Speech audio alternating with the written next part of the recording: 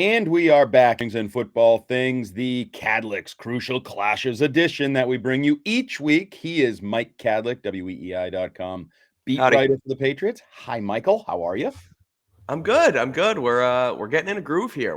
We got a win under our belt. A win. Nice. Um Good to have a and win, yeah, especially they when you're heading into a losable game. Good to have a win under exactly. the belt. Yeah, to Yes, feel like you can win is good. So 1-3 1-2 Patriots. Oops, did I predict something? 1-2 Patriots heading to Dallas to take on the Cowboys, who were upset a week ago by the Arizona Cardinals, a team that some people believe is tanking, looking maybe to get the number one pick and not so fast.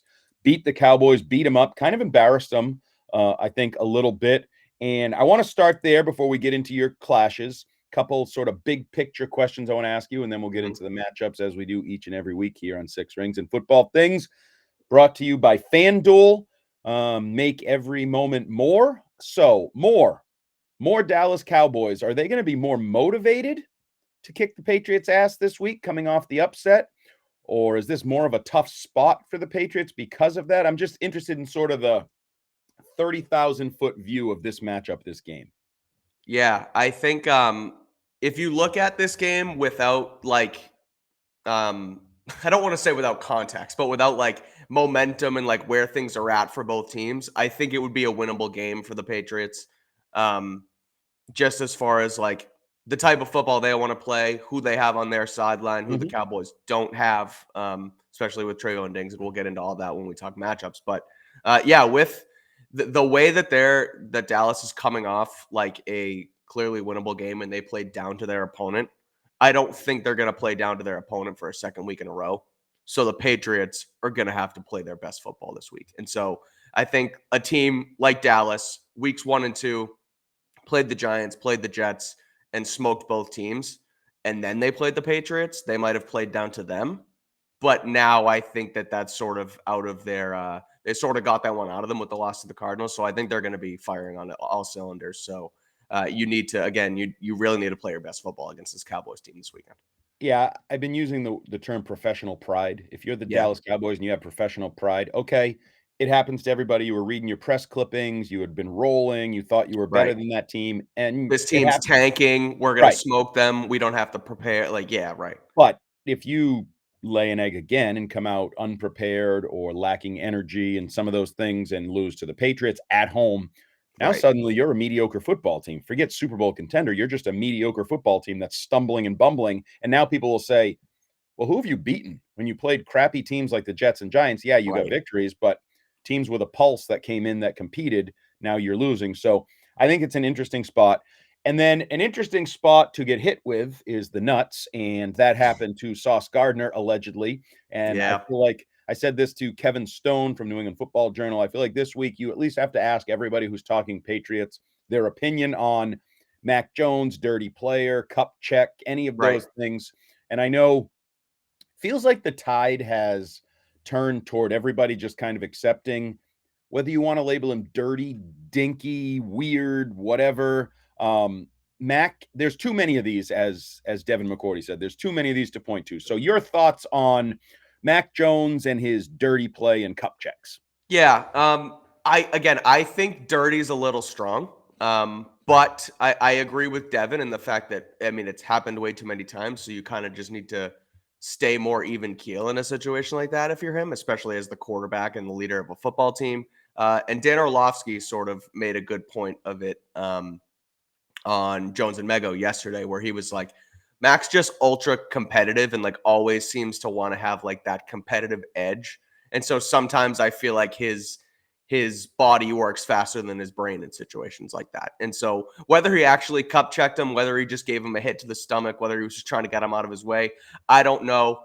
I've looked at the film a few times, and at this point, I'm like, I don't care. I'm sort of like Mac, where I'm on to Dallas at this point. But um, I think Dirty's strong, but I also think that he kind of needs to cool it in situations like that. So the microscope's out there for him. So I think if he hasn't learned his lesson after last season, I think this one certainly will make him think a little bit more when situations like this come about.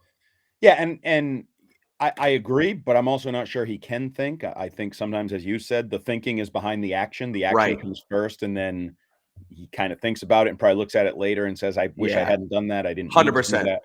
that. So I'm not sure it'll change. And that's why I almost wish he would just say, listen, I'm an ultra competitor. Sometimes I do things on the field that I look at later and I'm like, yeah, I wish I Right. had. Like this whole avoiding talking about it. And I know that's the Patriot way. That's the Belichick That's what I was way. gonna say. I feel like they're in his ear on it now. Like I feel like Absolutely. he would probably want to clear it up, but they're like, don't talk about it Yeah. And because all week when we've mentioned it to anyone or him, they don't even say yes or no or anything. He right. stopped saying it. It's we're on to the Cowboys. It's like the Yeah. whole on to And I don't Cincinnati love thing. that. I think they're actually doing him a disservice. I think I agree. he's a dink on the field because I agree. Dirty is a strong word, and I'm not sure I'm even willing to go there, even with Right. the accumulation. But I think you're a dink on the field, and then you kind of seem like a dink off of it by not addressing it or just Right. ignoring it. So whatever, it is what it is. He is who he is. Patriots fans, if he's a dink, he's your dink for now as your franchise quarterback. So we're moving on to Cadlick's crucial matchups. Let's get right to it. Number one, Dallas Cowboys, New England Patriots, Sunday, 4:25 at AT&T or whatever the hell they call that big old nice place in Dallas now. Yep. What's the first matchup?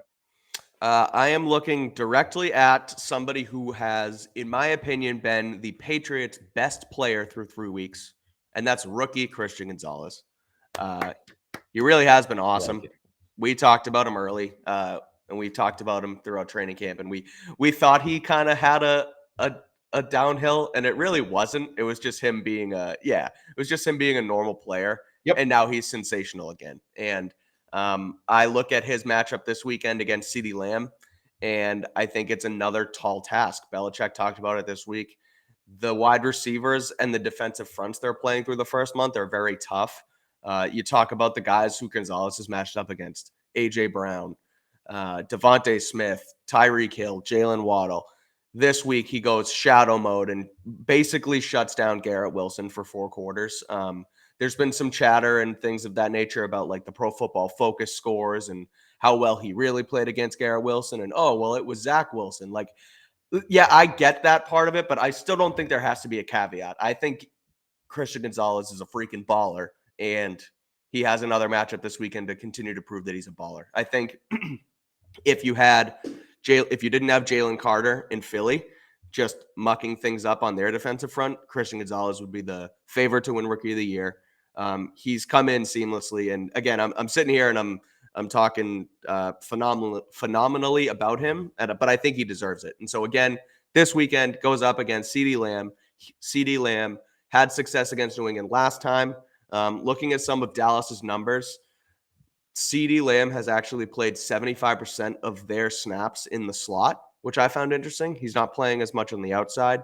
So I wonder how they'll do it with Christian Gonzalez. But I think with Marcus Jones out, who's arguably their top slot corner, Jonathan Jones hurt.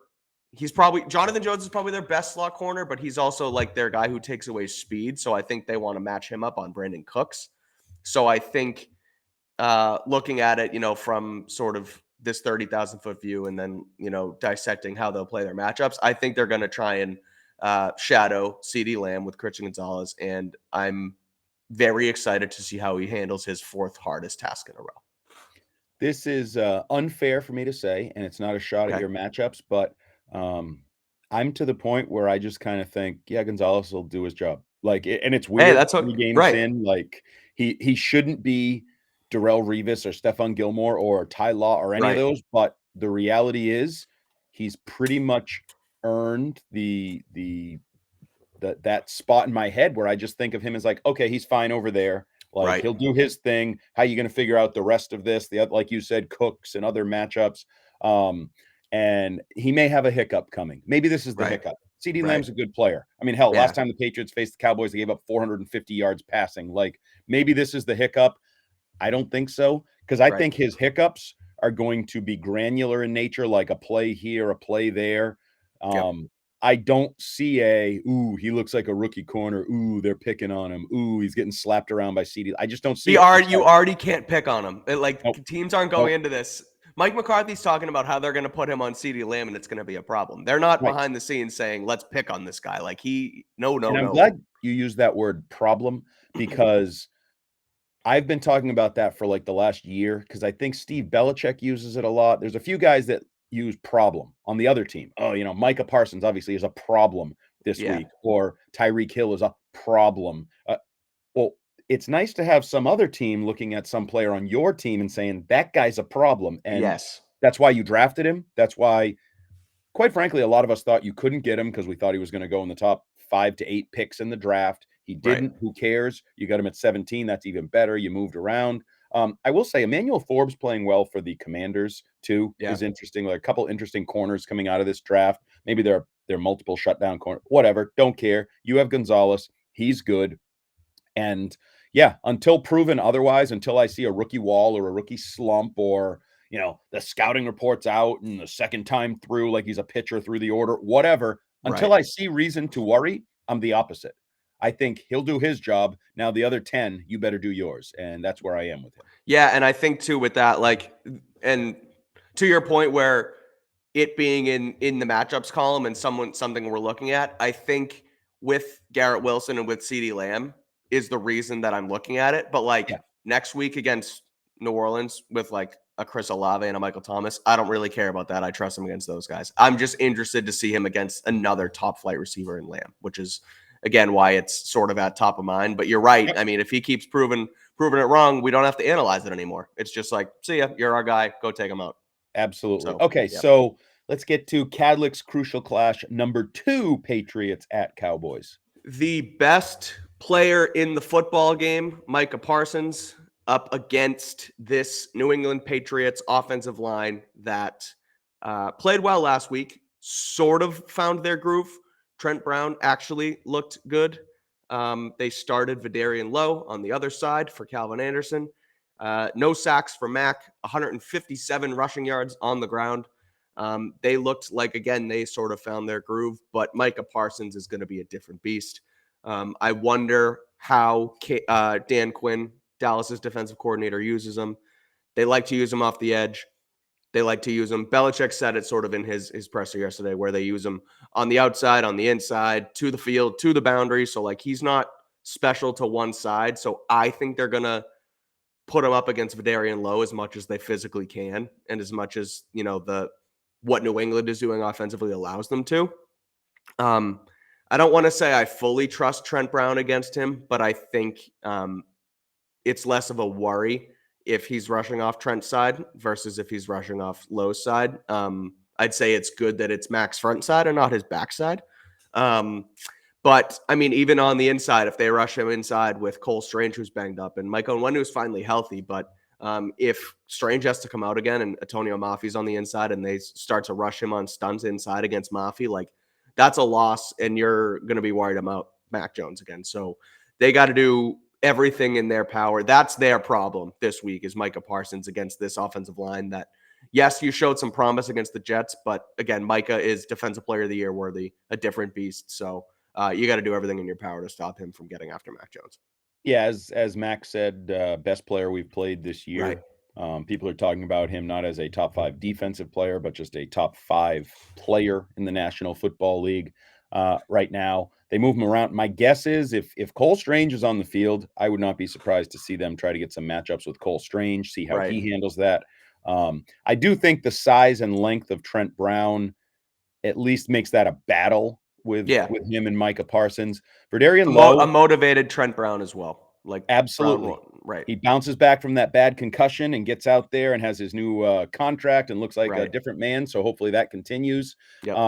Verdarian Lowe to fill in for Brown with the concussion one week, 100% of the snaps. Then the next week, take over for Anderson on the right side. I think he was good. I think the Yeah. tackles have been solid. Certainly the last week, the tackles were solid against the Jets. I thought even they ran to the outside some, especially with Zeke at Yep. times. So I'm interested to see the evolution of Lowe because I feel like I still don't know a ton about him. Like you're kind of watching his first snaps here in New England over the last couple of Right. weeks.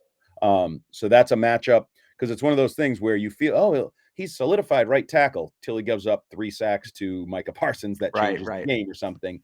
But I'm actually a little probably more concerned with Parsons on the inside and Yeah. what they do with matchups and games and things to get him in there. The one thing I would say from a Patriots perspective, and this is getting a sneak preview of the written version of Cadlick's clashes online. You didn't include one that I'm going to kind of weave into this discussion here. Sure. The Cowboys have not stopped the run well. Hmm. Last week, Arizona ran all over them. I think they had 3 guys with 50 yards rushing. Each of those guys had like 40-yard runs. They were chunk runs. It was like 225 yards on the ground. Patriots are coming off their best rushing performance, although I'd still like to see them get Ramondre going a little bit more. Even he Yep. said he'd like to get back to being Ramondre and making people miss and breaking tackles. So I think one of the ways you can deal with a guy like Micah Parsons, who's an aggressive athlete, who's a Yep. little undersized, is run at him. And if you can get the run game going, I think that will help to at least kind of stagnate Micah Parsons. So I Yeah, he would won't weave have to. that He in. won't be pinning his ears back. Like Right. it's not just rush every time, 50 attempts like they've done. Right. Right. And if he's, let's say, on the defensive right side and Trent Brown isn't catching him but running him over or trying to, I think not only does that in that singular play happen, but it wears him down because he is an undersized guy and he can be kind of beat up on a little bit, although he makes it tough in every area of the game. I'm Right. not saying he's not a great player in all facets, but I would like to see them, or at least there's an opportunity for them, because I think the Cowboys are now like 27th in run defense, something like that, Hmm. down by the bottom of the league. I'd like to see them get Ramondre going, get the running game going, and maybe take it to that defensive front in the run game. Maybe that softens things up, helps the line Right. in pass protection, gets the passing game going. And Zeke undermined it a little bit when we spoke to him yesterday. Just it's another game, and I Oh, don't yeah, care. But he's motivated. He wants to go and absolutely. shove it in He wants to Dallas. be doing this on the big screen in Dallas Right, for the other right. team. In his new Absolutely. uniform. So I think they're going to try and get him in the end zone if they get down there too. So, Yep. uh, So, yes, you got to deal. You got to find a way with, you're not going to like, I guess, deal with or stop Micah Parsons. You just got to make sure he's not making game-changing plays. Because I actually think his greatest strength isn't skill, isn't speed, quickness.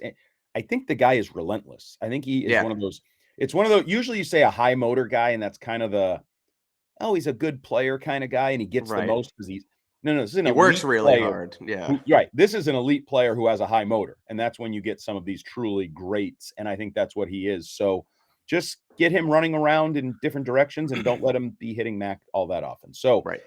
now we get to number 3 on Mike Cadlick's weei.com. Cadlick's crucial clashes. I want to say catches. I always want to say catches.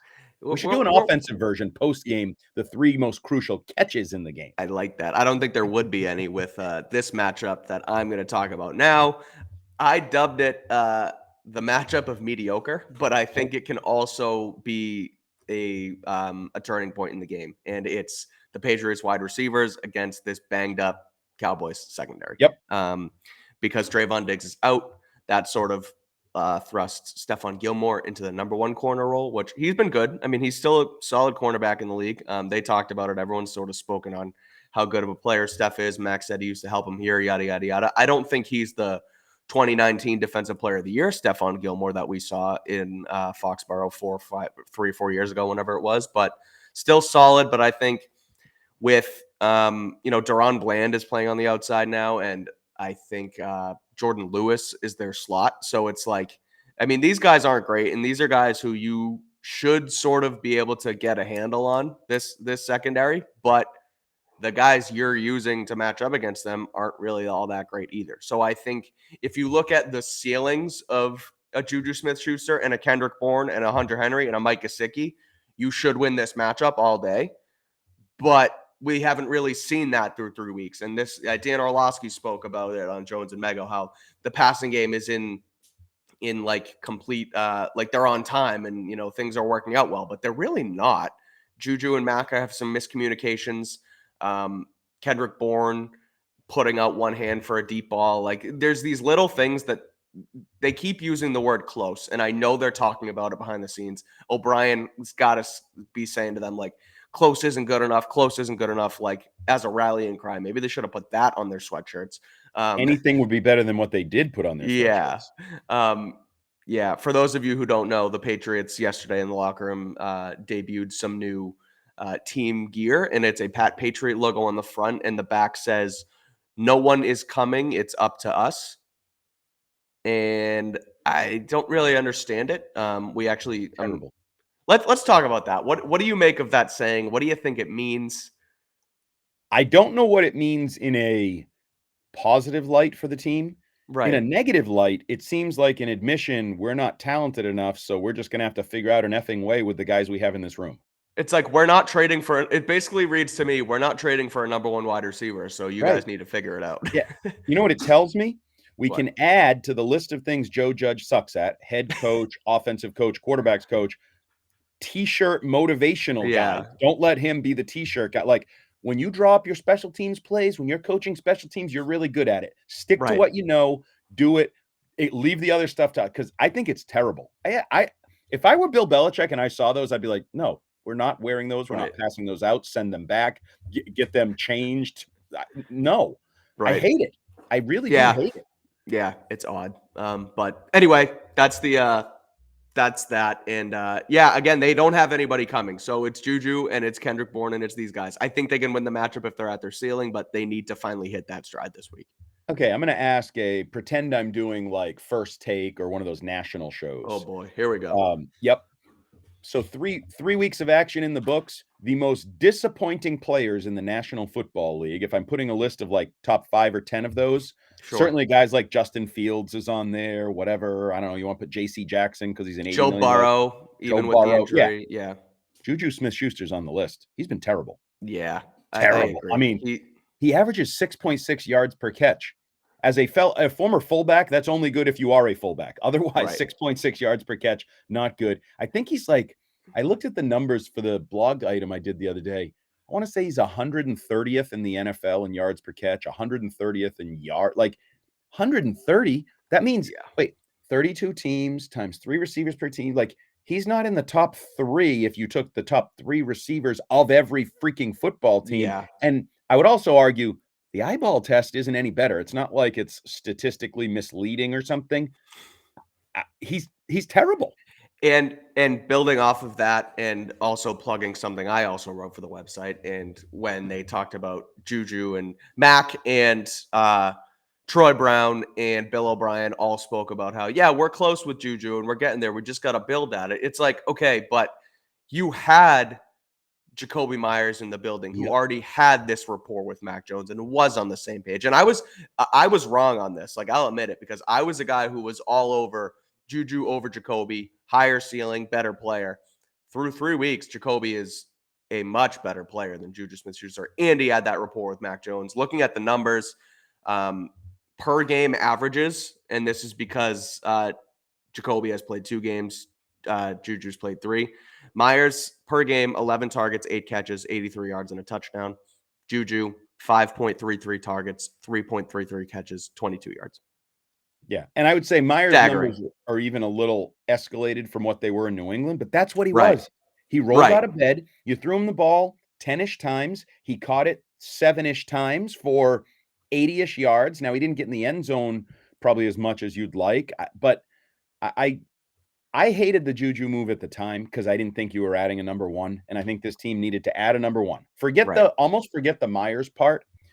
And even if Myers were still here, as somebody said to me on Twitter, you'd still be looking for a number 1 probably. Yeah, Right. Right. but Right. you'd Right. be better. You would be better. Yeah. Myers would be better. You'd have a better group of receivers. And I know Juju sort of said the right things in the locker room about happy with his role and blah blah Right. blah, loving it. We're getting close things. I don't have much hope that this is like, oh, a guy getting acclimated and there's going to be like some breakout game and then he'll hit his stride and be catching 8 balls a game for 100 Right. yards. Like, I think you're going down the road of this is going to be another just disappointing Jonnu Smith, Nelson Aguilar, Right. whatever type contract where you're paying a guy pretty good money to not give pretty good return on investment. Right. So Yeah, I we need don't to see something. You need to see it, and you need to see it now, because again, this wasn't a developmental signing. This wasn't no, a draft pick. Like, this no. is come in, we give you money, you produce for us, and we haven't seen it yet. So Right. it has to turn soon. It really does. And I agree with the matchup to some degree because there were some comments reading them out of Dallas that they did not adjust well in first game post Diggs, kind of Right. figuring out how their secondary and their defense was going to work. We'll see if the Patriots can take advantage of that. I don't know. I wrote a column about spark. I think this offense needs a spark. I'm just not real sure where it's going to come from. Right. I still hold out hope on the guys that I thought would be the sparks coming in, and that's Bourne and Stevenson. Get Stevenson going. That should open some things up, and then Bourne do more. I feel like I haven't seen as much of the Bourne, Debo Samuel Jr. stuff that we saw for a while in the summer with the motions and the ins and the outs and the getting Right. him the ball in those types of ways. So maybe that's coming and maybe that can be a spark. Yep. And some of that's on Bill O'Brien and scheming that up and how he decides to do things. But they certainly need a spark. They need a quick spark. We talked about it with Parsons. You're not going to have all day to just stand back there and Right. figure out what the hell's going on. So there's a challenge there, and they need to score points, as Yeah. Bill Belichick would say. Like, 15 points not going to win a lot of games. The one thing he's been real honest about is like, look, we need to score, and you need to Yeah, score to win football games. and I did think it was interesting that he also was honest about we need to hit some big plays. We need to throw the ball Right. down the field and actually hit some of them. You don't hear him say those types of sort of specific things that often, Yep. and it'll be interesting to see if and when they can get that part of their passing game going down the field. I wanted to blend in another one here that I think is critical from a Sure. positive Patriots perspective, and that is the Patriots defensive front, which, yes, is undergoing some of its own injuries and changes right now, but I still think is one of your best, deepest parts of the team, Yep. going against the Cowboys offensive line, which I'm not sure what form it's going to take, whether they're going to be down one starter, two starters. They were Right. down three starters last week. And that's a good line when it's healthy. It's a not so good line when it's not healthy, like most areas of most football Right. teams. But Matthew Judon and company, I think if you're going to pull off this upset, we're going to have to be talking about those guys up front on defense, winning the battle, getting to Dak, maybe forcing a Dak pick, forcing a Dak fumble, a mistake there. Right. Because I think if Dak has time and if they run the ball the way they've been running, and they have been running it well, they haven't really missed Zeke. I think they ran for like a buck 87 last week against the Cardinals with Pollard and company. But I think the defensive front is going to need to win that battle in the trenches. And again, we've talked about it all year. When you win, I think most games, the defensive front is going to have to be one of your strengths because it should be the strength of your team with Judon and Uche and Barmore and Guy and all these guys. So, whatever the Cowboys offensive line looks like, I think the Patriots need to win that battle. And I would say the front is, I mean, you talk about the reason you win. That's the reason they won last week is because they gave Zach Wilson fits and they weren't able Yep. to, score points. And at the end of the game, it's true with the safety on Zach Wilson. That didn't end up winning the game, but it was a game-winning type of play. Right. Give the ball back to your offense in a 4-minute drill situation, up 5 instead of 3, and you don't need a field goal and all that stuff. So like you're They'll do nothing with it. 100%, I'm with you. Side story. They'll do Yeah. nothing with it for Yeah. like the But fifth time in the first 3 games. yeah, right. So yeah, I'm with you. Defensive front needs to get after Dak for sure. Okay, so we got all the crucial clashes from this game. We have the Good job. talk of the spot. We have, some focus on Mac. Is he dirty? Does that affect the way he thinks and goes about his business? Which I do think the simple answer for Mac is win. For me Right. personally, make plays and win. I think all the talk goes away because I think Sure. I've said this, I've joked this all week because people are like, oh, he's a baby, he's a sore loser, he's this. Yeah, so's Bill Belichick, so's Tom Brady. You know why they didn't get in trouble for it? Because they rarely lost. If you Right. win, this stuff doesn't come up. But I also think I joked with Fitzy over on the regular Six Rings podcast that Mac is almost damned if he does and damned if he doesn't. When he grabs a guy, hits a guy, is physical, doesn't play the whistle, well, he's dirty. And when he whiffs on Darius Slay or Chandler Jones, or when it's like, oh, what's wrong with Mac? He can't make the tackle. Nice effort Right. on the tackle. So it's like when I don't make an effort, I'm lazy. I'm not a competitor. When I'm competing through the whistle, well, I'm dirty, like I'm a dink. Right. That's why you almost have to not worry about what people say. Do whatever the Yep. hell you want. But in the end, make sure you do it in victory. So Right. that's my little soapbox on Mac. Let's get down to Mike Cadlick's prediction for the game. What do you expect? How does it play out? And do the Patriots get to 500? I'll start with that. I don't think they get to 500. Oh, I think boo. I I thought you were the know. positive guy at this website. What the hell's Hey, wrong with look, you? I said it before. Like I look at the way that Dallas played against Arizona, and I just think that this is a bounce back spot for them. That they're not going to play down to their opponent. 2 weeks in a row. The Cowboys are a good football team. They showed it the 2 weeks prior. I know Trayvon Diggs is out, so I think this is going to be a higher scoring game. I really think he's a linchpin of their defense.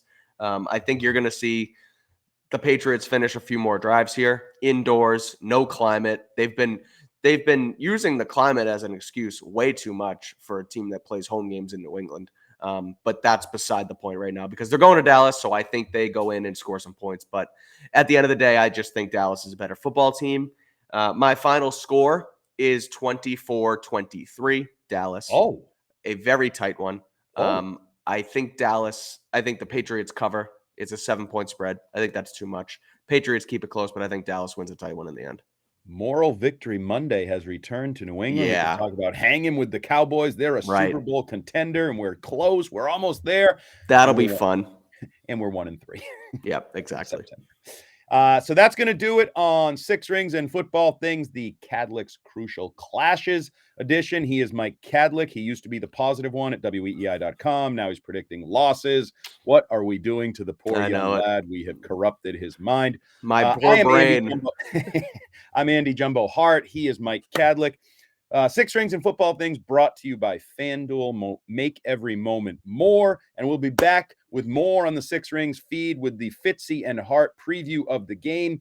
Maybe I'll have to lean on my guy Fitzy for some positivity and a Patriots victory. Until then, until next week, thank you for listening. Download the Odyssey app, subscribe, rate, review, tell a friend, send us questions if you want. We're always looking to interact with fans. He's on Twitter. I'm on Twitter. I don't know. What's your Twitter handle? At Mike Cadlick.